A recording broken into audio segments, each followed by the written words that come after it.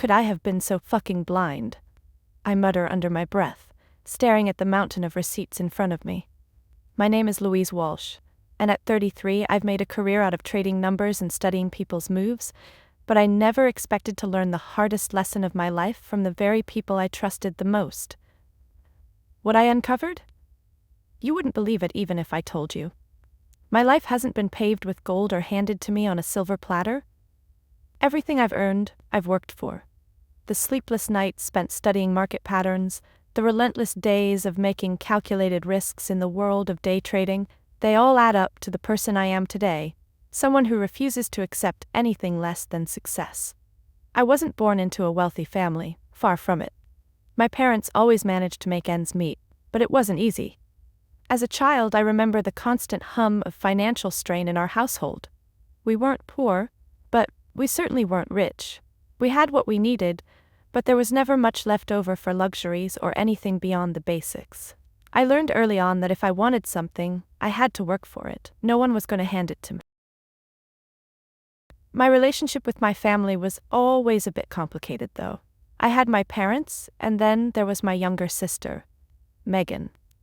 Megan was always the one who seemed to have everything handed to her. I'm not talking about material things, but the kind of life that seemed effortless to her. She had opportunities that I didn't. I never resented her for it, though, at least not at first. She was my sister, after all, and I always tried to support her the best I could.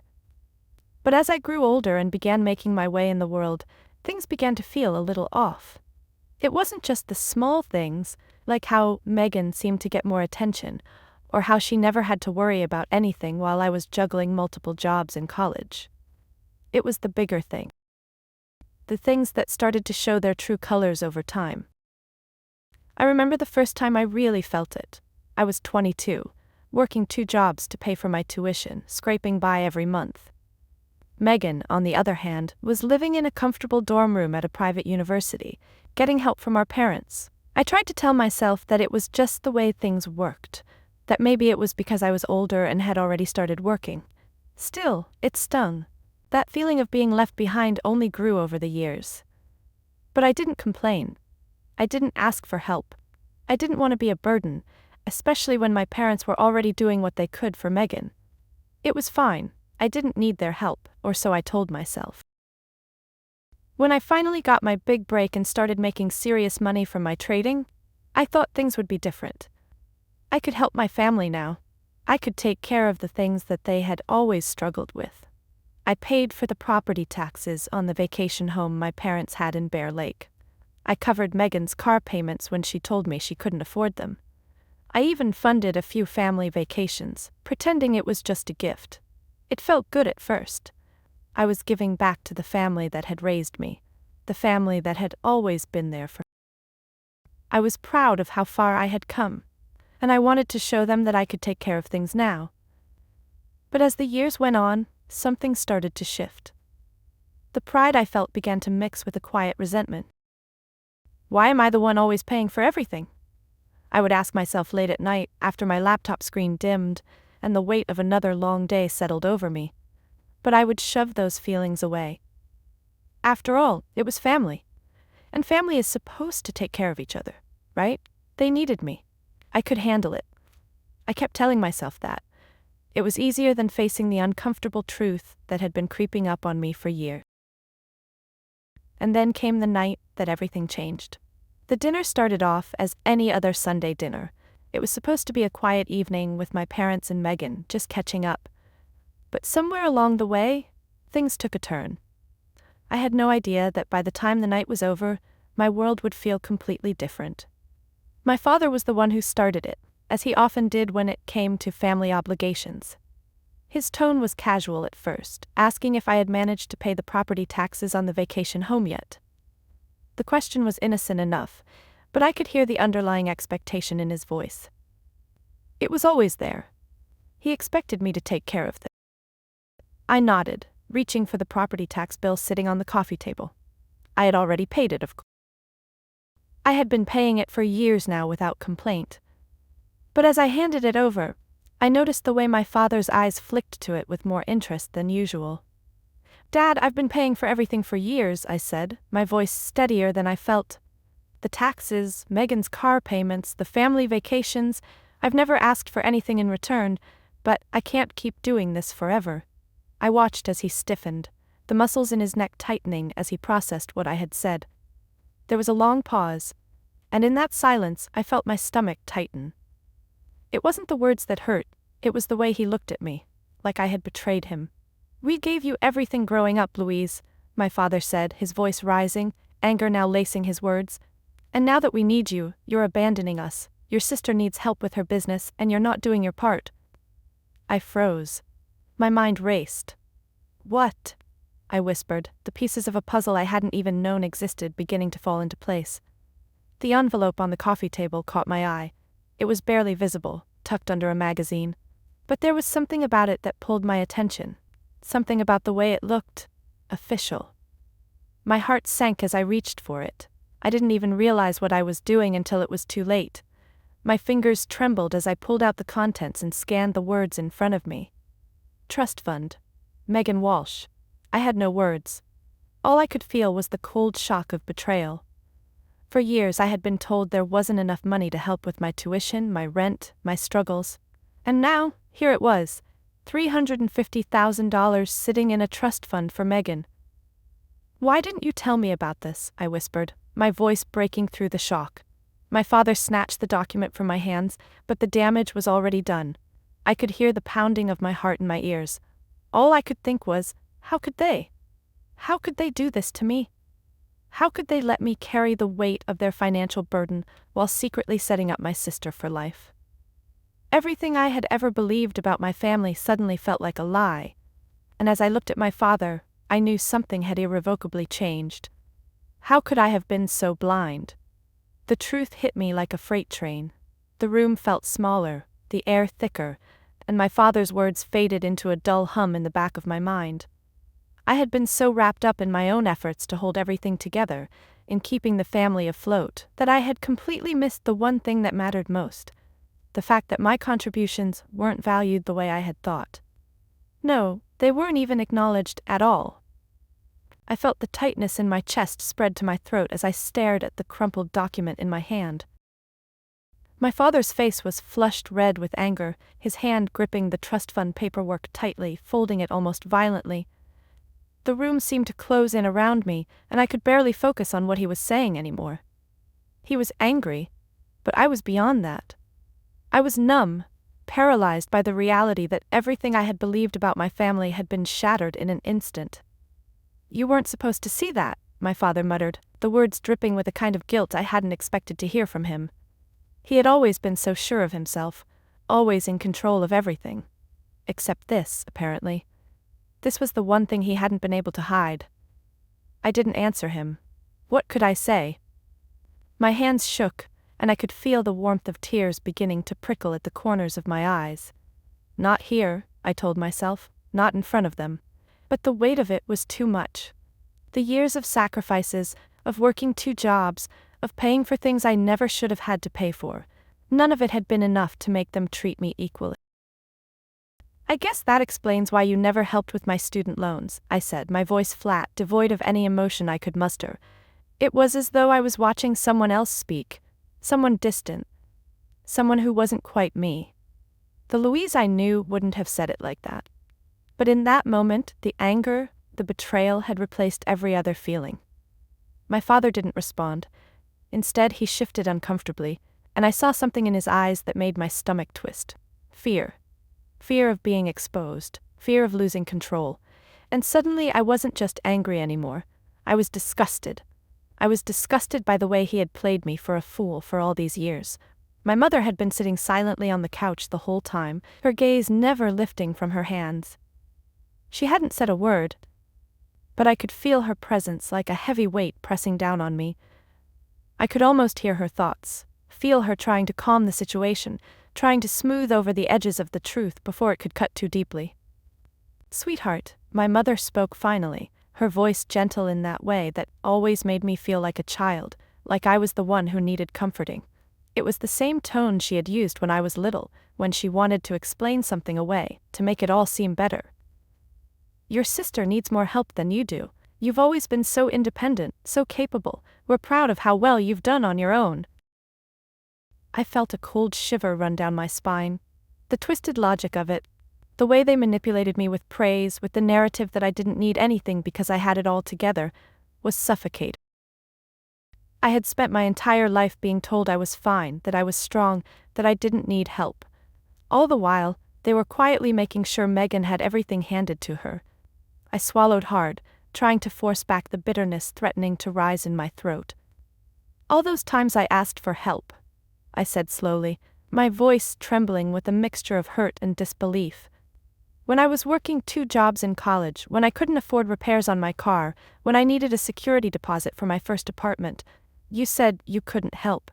But the money was there. It was just for Megan." My mother's face flushed slightly. She glanced at my father, her eyes narrowing, before she turned her gaze back to me. The silence stretched between us, thick and heavy, until my father cleared his throat uncomfortably. "Investment decisions aren't that simple, Louise," he said, shifting the blame back to something vague, something intangible. "We had to think about the future." "Just not my future," I replied, my voice sharp, cutting through the air like a blade. I knew it was a low blow, but it didn't matter. Not anymore. My mind raced as the reality of the situation settled over me like a thick fog. I had been paying for everything for years. Covering property taxes on a vacation home, funding family vacations that were supposed to be gifts, making car payments for Megan, paying for medical bills when Mom's insurance wouldn't cover them. The total cost of all of it was staggering. And now I was supposed to keep doing it? Now, after everything I had just discovered, I was supposed to keep playing the role of the dutiful daughter, the one who picked up the slack when things got tough? I stared at my father, feeling the weight of every dollar I had spent on them, every sacrifice I had made, suddenly crashing down on me. And then I saw it, the small flicker of guilt in his eyes, almost imperceptible, but enough to make my heart tighten. He knew what he had done. He knew it wasn't fair. But it didn't matter. Not to him. The conversation was quickly turning into a blur. My father pushed the property tax bill toward me once again, as if nothing had happened, as if we hadn't just uncovered a lifetime of deceit. "The taxes are due next month," he said, his tone casual again, almost as though he hadn't just asked me to continue paying for everything after everything that had just been revealed. I stared at the bill in front of me, incredulous. The audacity. After everything, after all the money I had contributed, after discovering the trust fund for Megan, he still expected me to handle it. Something inside me shifted. The anger, the betrayal, the hurt, all of it coalesced into a single, burning realization. It was time for everything to change. "I'll take care of it," I said quietly, my voice steady and cold, like the calm before the storm. I could feel my father relax, thinking that everything was fine again, that I was just going to handle it as usual. But it wasn't fine. Not anymore. As I picked up the bill and walked out of the room, I could hear my father's voice fading behind me, a mix of relief and frustration in his words, but I didn't care. I had just made a decision that would change everything. The drive back to my apartment in Salt Lake City was a blur, my thoughts racing a mile a minute. The snow-capped mountains that usually brought me peace seemed to loom above me, mocking me with their stillness, while the darkening sky seemed to press down on me, heavy with everything I had just learned. I had been a fool. All these years, I had allowed myself to be manipulated, thinking that I was doing the right thing, that I was being the good daughter. But now the truth was impossible to ignore. The truth was that I had been played. But that ended tonight. I stepped into my apartment, and the familiar comfort of my surroundings did little to ease the weight I carried with me. The quiet hum of the city outside my window didn't help either. Everything felt off. My usual refuge, the soft hum of my laptop, the click of the keyboard as I tracked the markets, the calm I found in the predictable chaos of trading, it all seemed so distant now. I set the property tax bill down on my desk with a slow, deliberate motion, my fingers trembling despite the outward calm I was trying to project. My apartment felt smaller now, as though everything in my life had just shrunk under the weight of this new truth. How could they do this to me? I thought again, my mind repeating the same question like a broken record. How could they, especially my father, look me in the eye and pretend that everything was fine when I had been holding up the family's finances all this time? How had I not seen this sooner? I slumped into my chair, eyes fixed on the tax bill in front of me. The numbers blurred together as I stared at them, my mind rushing through all the years of my sacrifices. All those times I had given and given, never asking for anything in return. My stomach churned with anger, and yet it wasn't just anger, it was something deeper, something darker. The betrayal I felt seemed to permeate every corner of my body, making my chest ache with the force of it. Why didn't I ask for more help? Why didn't I demand that they acknowledge what I had done? I had been so wrapped up in this false idea of self-sufficiency that I had completely ignored the reality of my own needs. The reality that they had taken advantage of my willingness to give, using my strength as an excuse to do less. But they weren't the only ones at fault. I was too. I ran a hand through my hair, the knot of frustration in my chest tightening further. I had built this life for myself. I had worked hard for everything I had, and yet somehow I had let them convince me that I wasn't entitled to more. I had given them the power to make me feel like the one who didn't need help, who didn't deserve to be taken care of. I wasn't sure if I was angry at them or angry at myself. Maybe it was both. There was a heavy silence in the room as I sat there, lost in thought. My phone buzzed on the desk, snapping me out of my reverie. I picked it up with a sense of reluctance, knowing full well who it would be. Megan. Her name flashed across the screen, and for a moment I debated whether to answer. But my hand moved without thinking, and I swiped to answer. Louise, Dad says you're being difficult about the taxes. Megan's voice came through, a mix of concern and annoyance. What's going on? You've always taken care of that stuff before. The words hit me like a slap in the face. Of course, she wouldn't understand. Why would she? She had always been the one to receive help, never the one giving it. I could already hear the subtle judgment in her tone, the same one I had grown so used to over the years, but I had never fully acknowledged until now. I drew in a sharp breath, trying to keep my voice steady. I'm not doing it anymore, Megan. There was a pause on the other end of the line, and then her voice softened just slightly. What do you mean? You're going to let us lose the lake house? I felt my temper flare. The entitlement in her words stung, more than I wanted to admit. I'm not going to keep paying for everything, Megan. I've given enough. More than enough. I can't keep supporting this family while you and Dad have your little secret trust fund for you. I could hear her breath catch on the other end, the realization settling in. For the first time, she seemed to be grappling with something she hadn't understood before. You? What trust fund? I closed my eyes, feeling the weight of it all. I had been walking around in a fog for so long, pretending everything was fine, pretending that my sacrifices didn't matter. But now I couldn't ignore it. The one that Dad set up for you, Megan, $350,000. The one you've been quietly benefiting from while I've been footing the bill for everything else. There was a long silence. My heart beat louder in my chest as I waited for her response, the tension hanging between us like a thick fog. When she finally spoke, her voice was quieter, tinged with guilt. I didn't know, she said, almost a whisper. I didn't know. Dad never told me. He always just said that you were taking care of everything. I let out a breath I didn't realize I'd been holding. I wanted to feel relieved, but I didn't. Megan's words didn't fix what had been done. They didn't change the fact that for years I had been the one making all the sacrifices, and she had been the one receiving everything. Maybe you should talk to Dad about it, I said, the words coming out colder than I intended. I'm done being the one who gets ignored while everyone else gets taken care of. I've done my part, and it's time for you to start doing yours. There was another pause, longer this time, before Megan spoke again. I don't know what to say, Louise. I never realized how much you've been doing for us. I thought it was just normal. I closed my eyes, feeling the sting of those words. Normal. For so long I had convinced myself that this was normal, that this was what family did. But now I saw it for what it was, manipulation. It's not normal, Megan. It's not okay, and I'm not going to keep letting it happen. I ended the call then, not giving her a chance to say anything more. It wasn't that I didn't want to hear her out. It wasn't even that I didn't care. I did. But I was done being the only one who cared about fairness. I had spent years catering to everyone else's needs while my own were ignored. It was time for a change. I looked at my phone as I silenced it, my hands shaking once more. What now? The question echoed in my mind. What was I going to do with this newfound knowledge, with this sudden clarity? Was it enough to just stop paying the taxes? Could I truly walk away from my family's demands? I didn't know yet. But one thing was certain, I couldn't go back.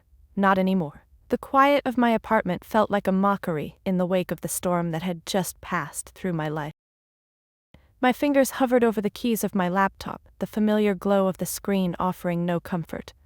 My mind was a whirlwind of thoughts, none of them focused, all of them tangled up in the new reality that had just been thrust upon me.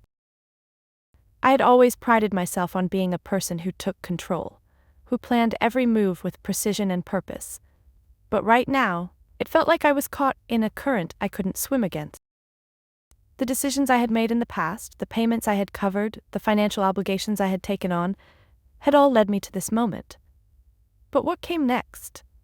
What was I supposed to do now that the truth was laid bare? I sat back in my chair, my hands resting on my lap, and tried to breathe through the tightness in my chest. My father's face was burned into my memory, the look in his eyes when he realized I had seen the trust fund document. That fleeting moment of vulnerability, when he understood that I knew. I couldn't shake the feeling that everything had shifted. I had crossed an invisible line, there was no going back, and yet, something inside me felt different. Lighter, as though I had finally freed myself from the shackles I hadn't even known I was wearing. But freedom didn't come without its consequences. I had made a decision, a hard one, and I knew I had to follow through. The fear of what that might mean, both for me and for my family, gnawed at me, but it wasn't enough to turn me back. I had spent years being the reliable one, the one who always showed up, always paid the bills, always made the sacrifices. But the time had come to stop, to say no, to make them understand that this pattern wasn't sustainable, that I had a right to build my own future, a future that didn't involve supporting them indefinitely. I pulled up my financial spreadsheet, the one I had created years ago but never imagined I would need. The columns and rows filled with totals and receipts, each one a reminder of my generosity, or perhaps my naivety. I hadn't wanted to confront it, but now I had no choice. If I was going to put a stop to this, I needed to know exactly what I had given up, what I had lost. I scrolled through the numbers slowly, my eyes darting over the amounts, the dates, the transactions. Property taxes on the vacation home, $43,500. Megan's car payments, $17,680. Family vacations, which I had always thought of as gifts, $22,450. My mother's medical bills, $8,200. The roof repairs on the vacation house, $12,000. The total was staggering. Over $100,000. All of it had been paid by me. And for what? For them to sit back and tell me that they couldn't help me with my student loans, with my rent, with my struggles? For them to set up a trust fund for Megan while I carried the weight of their financial burdens? I felt the anger rise in my chest again, hotter now, sharper. The pain of realizing that I had allowed this for so long, that I had been blind to the way they were treating me. The numbers on the screen didn't lie. They were proof of everything I had done. And yet, they also became the foundation of what I needed to do next. I pulled up my phone, opened my contact list, and scrolled down to Joseph Klein's number. He had helped me with my investments when I started making real money, and his advice had always been invaluable. But this wasn't about investments anymore. It was about something far more personal. I hesitated for a moment before hitting dial. Joseph picked up after a few rings. His voice was warm, steady, the same as always, but there was a slight hesitation when he heard my tone. "Louise?" he asked, sounding concerned. "Is everything okay?" I took a deep breath, exhaling slowly. "No, Joseph, everything is far from okay. I need your help with something big." There was a pause on the other end of the line. "What's going on?" I explained it to him as succinctly as I could.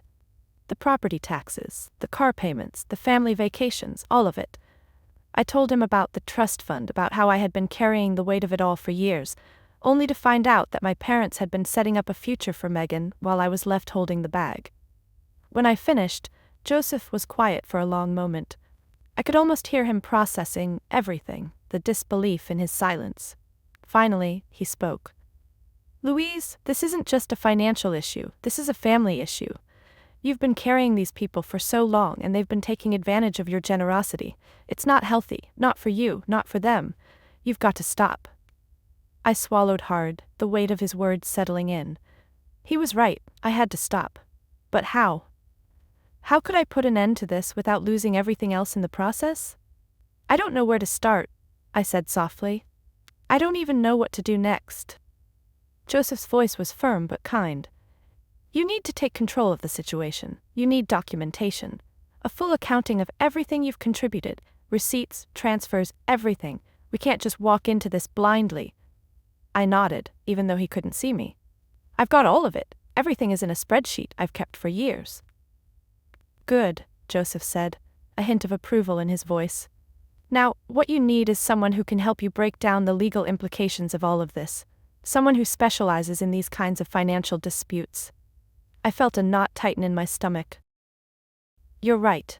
I can't let them just walk away from this like it's nothing. I need to make sure they understand exactly what I've been giving them. Exactly what I've been losing."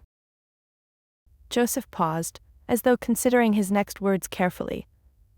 "I know someone who can help, a forensic accountant. His name's Victor Hernandez.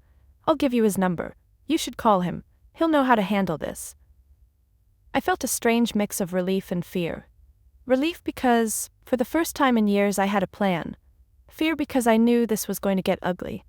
The road ahead wouldn't be easy, but I couldn't keep carrying this burden any longer. "Thanks, Joseph," I said, my voice steadier now. "I'll call him. I need to get this sorted once and for all."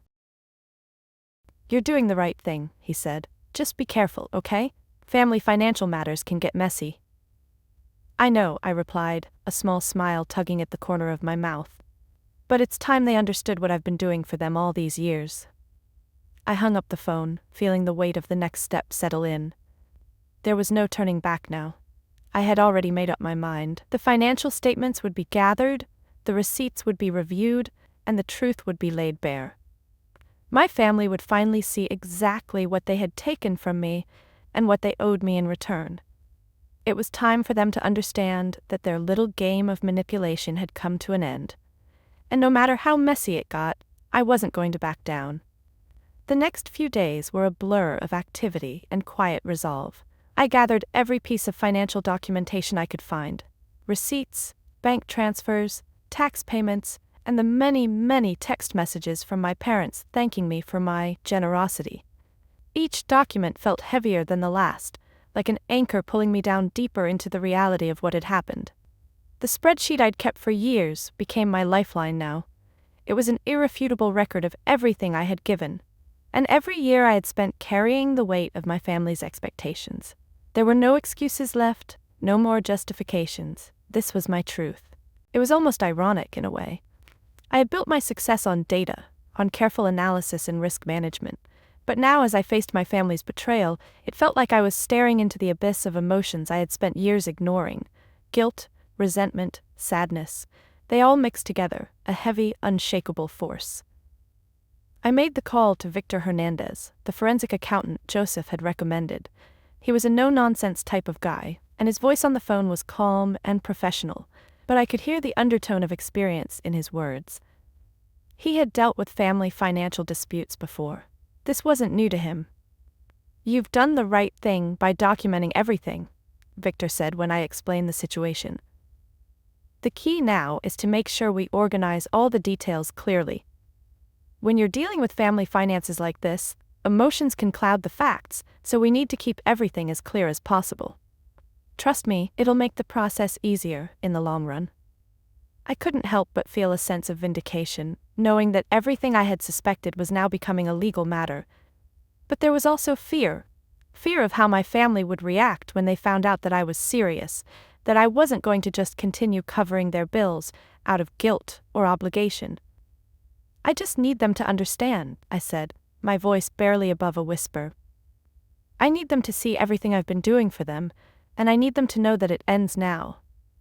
Victor agreed, and we set up a time for him to meet me and review everything. As the days passed and I prepared for the meeting, I found myself more anxious than I had anticipated. I had always thought of myself as someone who could handle anything. But this felt different.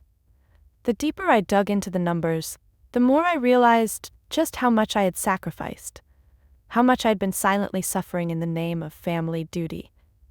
It wasn't just the money. It was the years of my life I had spent making sure everyone else was okay. The years I had sacrificed my own future to keep the peace. And for what? So my father could secretly set up a future for Megan while I was left in the dark, so they could continue to guilt-trip me into doing more and more without ever giving back? The guilt and anger mixed inside me, a cocktail I wasn't sure I could stomach anymore. I had to remind myself this wasn't just about the money, this was about finally standing up for myself. It was about breaking the cycle. The day I met Victor, the weight of it all settled back into my chest. The meeting was in his office, a sterile, quiet space that felt like a courtroom, the kind of place where uncomfortable truths were meant to be revealed. He was efficient, scanning through the documents I had brought with me, asking pointed questions here and there as he pieced together the puzzle I had so carefully compiled. He didn't ask for much detail on the emotional side of things, but he didn't need to. The numbers told the story. Over $100,000. And that didn't even include the interest I had lost by funding my family's lifestyle instead of investing that money in my own future. "This is impressive work," Victor said after reviewing everything. His voice was calm, but there was a hard edge to it now. "Your family is going to have a hard time ignoring this, but you need to understand something. This is going to get messy. You're challenging their narrative, Louise. People don't like that, especially when it's family. There will be pushback. They might try to guilt-trip you. They'll probably play the family obligation card, but you have to stay firm." I nodded, my hands clenched in my lap, the tension building inside me. I wasn't scared anymore. I was angry, sure, but I also knew that I had crossed a line. There was no going back. My decision had been made. The question now was how to handle the fallout. The moment I stepped out of Victor's office, my phone buzzed with a new message. My father. I felt a small pang in my stomach, but I didn't hesitate. I opened the message. "Louise, we're counting on you for the taxes. Don't let us down." I stared at the text, the words almost taunting me now. Don't let us down. I had given them everything. And still, it wasn't enough. I swallowed hard, the anger rising again, but this time, I didn't back down. I wasn't going to let them manipulate me anymore. It was time to stop being the dependable one. The one who always said yes. The one who let them treat her like an ATM. I didn't reply to his message. Instead, I turned off my phone and walked to the coffee shop down the street. I needed to clear my head, to take a step back before the storm hit. When I returned home later that night, I found another message from Megan. It was a string of frantic texts, one after the other, each more demanding than the last. "Dad says you're being unreasonable. You've always handled this. Why are you suddenly being so difficult?" I could almost hear the desperation in her words, her inability to comprehend what I was doing. It was as though nothing had changed, as though I was still the same person who would bend over backward. I didn't respond. Not yet. I sat down at my desk, opened my laptop, and began to draft a letter. A letter that would explain everything. Not just about the money, but about the years of manipulation, the years of doing things for them out of guilt, out of a sense of obligation that had never been reciprocated. I wasn't going to let them continue this farce anymore. My phone buzzed again. This time, it was a call from my mother. I let it ring out. The crisis was only beginning, but now, I was ready. Ready to face whatever came next. Ready to make them understand. The morning after my last conversation with Megan, I found myself sitting at my desk, a thick fog of anxiety hanging over me. I had spent the night drafting the letter, as if putting my thoughts into words would somehow make everything clearer, make me feel more in control. But the truth was, no amount of carefully chosen words would be enough to prepare me for what was coming. I knew the confrontation was inevitable, but I also knew that it was time. Time to stop letting my family dictate my life, my choices, my future.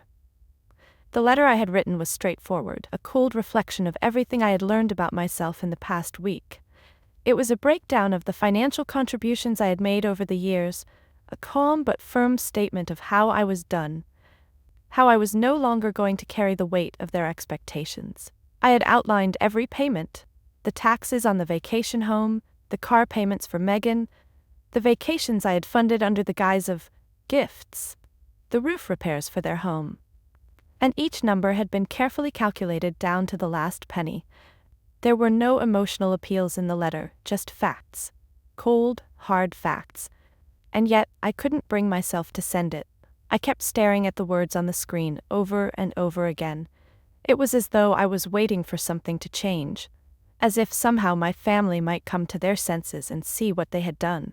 But I knew better. I had always been the strong one, the one who kept everything together. And yet now, I was the one who needed to let go. I had spent so many years believing that if I just kept helping, if I just kept being the reliable one, everything would work out. But it hadn't. It had only gotten worse, and now the weight of it all had become unbearable. I felt a deep ache in my chest as I realized that nothing would ever change unless I took control. My family was never going to wake up and suddenly realize what they had done. It wasn't going to be easy. It wasn't going to be quick.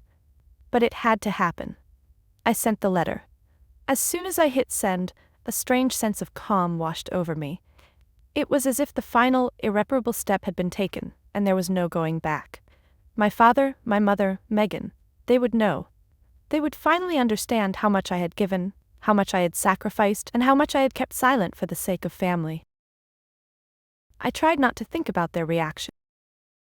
I didn't want to imagine my father's anger or my mother's tears. I didn't want to anticipate Megan's defensive silence or her. What mattered now was that I had taken the first step toward my own future. I knew there was no way to undo what had been done. The resentment I had carried for years, the pain I had kept hidden, it was all out in the open now. And though I was still afraid of how it might all unfold, I knew one thing for sure. I would no longer be a silent participant in their drama. I would no longer carry their financial burdens just to keep the peace.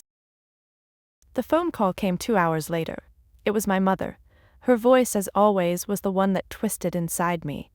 The one that seemed to mix love with manipulation in a way that I couldn't ignore. She was calm, almost too calm, as if she had prepared herself for this conversation. "Louise," she said, her tone low, "I received your letter." I could hear her hesitation, the tightness in her voice. She wasn't angry yet, but I knew it was coming. "I know you're upset," she continued, "but I think you're making a mistake. Your father and we never wanted to hurt you. We've always been so proud of you, you know that." I swallowed, my grip tightening on the edge of my desk. I had been preparing for this moment, but hearing her voice, hearing her use that tone, "We've always been so proud of you," felt like a knife in my chest. "You never told me about the trust fund, Mom," I said, my voice even but heavy with all the weight I had been carrying. "You never told me about Megan's future, the one you and Dad have been building for her all these years. I've been giving you everything, and you've been giving her everything in return, and I've been left with nothing." There was silence on the other end of the line. I could feel her struggling, trying to find the right words. But there was nothing she could say that would change the facts. The truth was out. There was no going back. "We didn't think you needed help, Louise," she said finally, and there was a softness in her voice that almost made me believe her. "You've always been so strong, you've always been able to take care of yourself, and we didn't want to burden you with our problems. We thought you were fine." I could feel the tears threatening to well up in my eyes, but I fought them back. I wouldn't cry. Not now. Not after everything. "Being strong doesn't mean I don't need help," I said, my voice breaking despite my best efforts. "It doesn't mean I don't deserve support, just like Megan. I've always given, but you've never once considered what I needed." My mother was quiet for a long time after that. The silence stretched between us, heavy and thick. I could almost feel her weighing my words, trying to figure out how to spin this, how to make me feel guilty for standing up for myself. But she didn't, not this time. "I understand," she said finally, her voice trembling just slightly. "I never realized I never realized how much we were asking of you, how much we were taking without giving anything in return. I'm sorry, Louise." Her apology wasn't enough to fix everything, but it was something. For the first time, I felt like my feelings had been acknowledged, like my sacrifices had been seen. It wasn't everything, but it was a start. The conversation ended shortly after that. My mother hadn't offered any more excuses, and she didn't try to guilt-trip me into changing my mind. I knew she was hurting, and maybe even regretting the way things had gone, but I couldn't be the one to fix it. Not anymore. I looked at the clock. It was almost time for my meeting with Victor. The next step in this journey. The legalities, the paperwork, the hard truths that would force my family to face what they had done. I wasn't sure what would happen after that. Would my father try to disown me? Would Megan turn against me completely? Would my mother feel torn between her loyalty to me and her loyalty to him? I didn't know, but for the first time in a long time, I felt like I was doing the right thing. Like I was finally taking back control of my own life. And no matter what happened next, I knew I couldn't go back to the way things were. The moment of clarity had arrived, and I had no intention of losing it now. The days after my call with my mother felt like a suspended moment in time. I could feel the tension hanging thick in the air, both within me and between me and my family. The apology my mother had offered was a start, but it was far from enough. There was still so much left unsaid, so much that had been buried under years of silence and manipulation. Victor Hernandez had been in touch, and we had set a date for the next step. He would begin the process of formally documenting everything. I felt a mixture of anticipation and dread as the day of the meeting approached.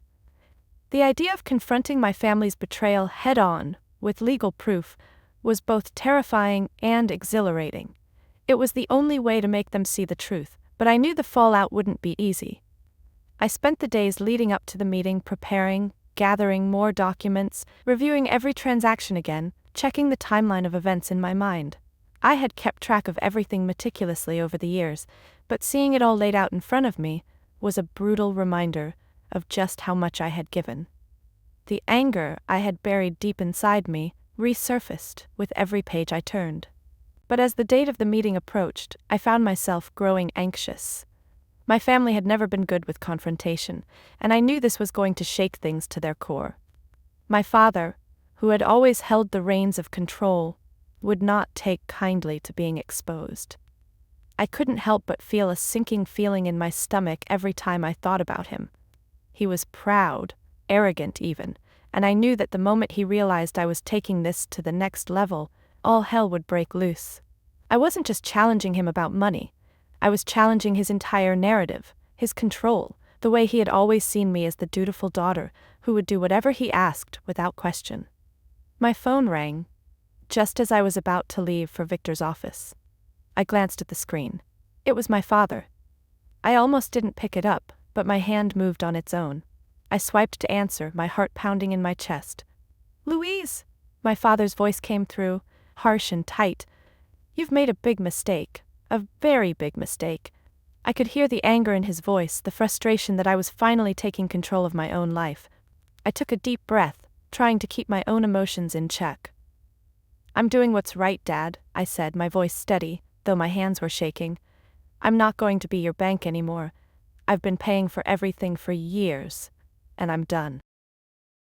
There was a long pause on the other end of the line. I could almost hear him trying to collect his thoughts, trying to formulate a response that would make everything okay again, but it wasn't going to work this time. "You don't get to decide that, Louise," he said finally, his voice low but laced with venom. "We've given you everything. Everything you have is because we made it possible. You owe us. You owe me." I felt the blood drain from my face as his words hit me like a slap. You owe me. All those years of feeling like I had to prove myself to them, to be the perfect daughter, to always give without asking for anything in return. And now, here it was. The truth. My father had always seen my success as his, my sacrifices as his due. But no more. "No, Dad, I don't owe you." "Not anymore," I said, my voice stronger now. "I've paid enough, and I'm done." Another silence stretched between us, but this time, it was heavier. The weight of the years, the weight of the words I had just spoken, hung in the air like an unspoken ultimatum. You think this is the right thing to do? My father asked, his voice colder now. You're tearing this family apart. You're throwing away everything we've worked for. I didn't know what to say to that. The idea of tearing the family apart, of walking away from them for good, terrified me, but I couldn't keep living in this illusion. I couldn't keep sacrificing myself for a family that wasn't willing to recognize what I had done. I'm not throwing anything away, Dad, I said, the words coming out with more conviction than I had ever thought possible. I'm just choosing myself for once, and you don't get to control me anymore. There was a long pause. I could hear my father breathing on the other end, a low, furious sound. I could almost see his face, red with anger, eyes narrow in disbelief. You'll regret this, he muttered. You'll regret turning your back on your family. I won't, I said softly, the resolve in my voice unshakable. I'm doing this for me. The line went dead. I stood there for a moment, the weight of the conversation sinking in. I knew what was coming. My father's anger would only escalate from here, and he would use every weapon in his arsenal to try to make me feel guilty, to make me bend to his will. But I couldn't let that happen. Not anymore. I grabbed my things and left for Victor's office. The drive felt like the longest one I'd taken in a long time. The knot in my stomach tightened as I thought about what was ahead. The meeting with Victor would bring clarity, but it would also push things forward in a way that was irreversible. It wasn't just about the money anymore. It was about setting boundaries, about reclaiming my life. When I arrived, Victor was waiting for me. His office was quiet, professional, and devoid of the emotional clutter that seemed to swirl around my family. He greeted me with a firm handshake and led me to the conference room, where we would go through everything I had brought with me. For the next 2 hours, Victor methodically went through the documents. He asked questions, took notes, and occasionally nodded in approval at the thoroughness of my record-keeping. He made a few suggestions, explaining how he would structure the financial statement that would present my case to my family, but all the while, I could feel the tension growing inside me. When we finished, Victor sat back and looked at me. You're ready, he said simply, his voice steady. It's going to be hard, Louise, but you've done the work, you've laid everything out, now it's time to make them see it. I nodded. My hands were clammy, but my heart was steady. I'm ready, I said quietly. The next day, I sent the official financial statement to my parents. I didn't wait for a response. I didn't need to. What came next would be up to them. I had made my choice. Now I was going to see it through, no matter what. The hours after sending the financial statement to my parents felt like a slow-motion blur. I couldn't focus on anything. Work, dinner, the simple act of putting my shoes on. My body was moving, but my mind was elsewhere, swirling with 100 thoughts at once. I kept imagining the moment they opened that email, the shock on their faces, the realization that they could no longer rely on me to bail them out. Part of me felt relieved, but another part, one that I had spent years trying to suppress, was terrified of what would happen next. The call came that evening, just as the sun was setting and the quiet of the apartment settled over me like a blanket. I didn't have to look at the screen to know who it was. My father's name flashed in bold letters. I stared at the phone for a moment before answering.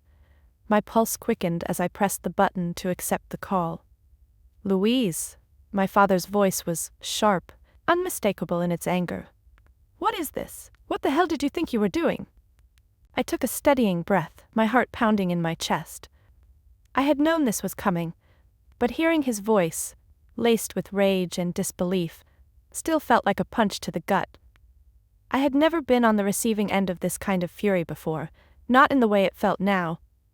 It was different when you weren't the one breaking the rules, when you were the one who had always followed the family's script.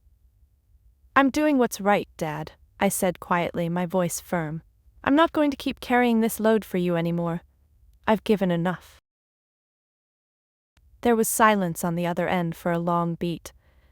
I could practically hear his mind spinning, struggling to understand why his perfectly controlled world was suddenly unraveling in front of him.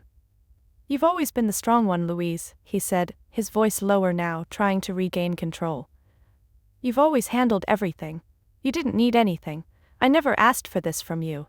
But now you're turning your back on your family. On your father. It was a twist of logic that I had heard before, but this time it didn't have the same effect. The guilt he had always used to manipulate me no longer stuck. I wasn't the same person I was when I had accepted his narratives, when I had silently carried his weight. "I'm not turning my back on you, Dad," I replied, struggling to keep my emotions in check. "I'm finally taking care of myself. I've spent years being the one you leaned on, but it's not my responsibility anymore." "Don't you dare." His voice cracked with frustration, and I could hear the desperation bleeding through.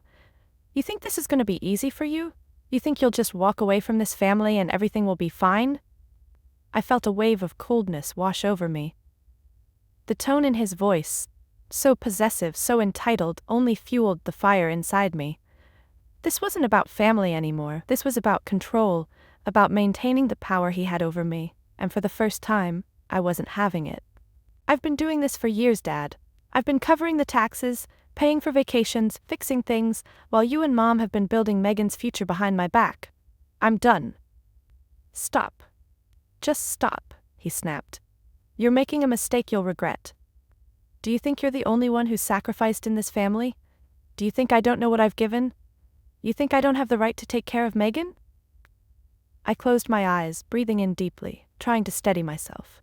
"I never said you shouldn't take care of Megan, but I'm not going to keep paying the price for that." The line went silent again. I could hear him exhaling deeply, trying to rein in the anger that was threatening to spill over. And then, when he spoke again, his tone was almost quiet, calm, calculated. "You think you're the first one to face this kind of pressure?" His voice dropped to a whisper. "I've spent my whole life making sure you had everything you needed, making sure you were comfortable. I've worked my ass off for you, and now you're telling me it was never enough?" The words hit me like ice. For the first time I realized the depth of his control. It wasn't just the financial burden. It was the emotional weight he had placed on me all these years, the silent expectation that I would always be the one to save them, to fix everything when it went wrong. But I wasn't that person anymore. "No, Dad," I said firmly, my voice steady. "You're the one who's been keeping track of what you've done for me. I've been giving everything too, and I'm not doing it anymore. I've spent enough of my life trying to live up to your expectations. It ends now." For a long moment there was nothing but silence between us, and when he spoke again, his words were tinged with something new: resignation. "I never wanted this to happen," he muttered, the coldness in his voice creeping back. "But I suppose you've made up your mind." "I have," I said, the finality of it ringing clear in my voice. "This is the end of it, Dad. I'm not coming back, not to the way things were." "Fine," he said, and I could hear the bitterness in his voice now. "You'll learn, you'll regret it, but if that's how you want to handle it, go ahead." The call ended with a click, and I sat there, staring at my phone. My chest felt tight, the weight of the conversation settling deep inside me. I knew this wasn't the end. My father would never let go so easily. But for the first time I wasn't afraid of his anger. For the first time I wasn't afraid of his guilt trips. It was done. The next morning I received a call from Megan. I wasn't sure what to expect, whether it would be more pleading or a defensive stance, but when I picked up, her voice was calm, almost neutral. "I saw the letter," she said. "Dad's been freaking out." I didn't respond right away, letting the silence sit between us. "I don't want you to think I don't understand," Megan continued. I didn't know. I didn't know you were carrying all of this. I didn't know you felt this way." I closed my eyes, feeling the weight of her words. She didn't know. She had been blind to the way things had worked between us, just like I had been. "Megan, it's not just about the money. It's about everything," I said, my voice softer now. "It's about how I've been doing everything for everyone and getting nothing in return. Not even recognition. And I can't keep doing it." She was quiet for a moment before speaking again, more tentatively now.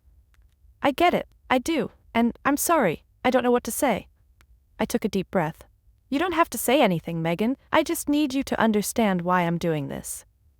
"I do," she said, her voice almost a whisper. "I just didn't see it before. I'll make it right, I promise." I hung up the phone, unsure of what the future held, but for the first time in a long time, I felt something I hadn't felt in years: peace. The storm wasn't over, There would still be fallout, still be more difficult conversations, more emotions to navigate. But I had crossed a line, and I wasn't going back, and for the first time in my life I wasn't afraid to stand up for myself.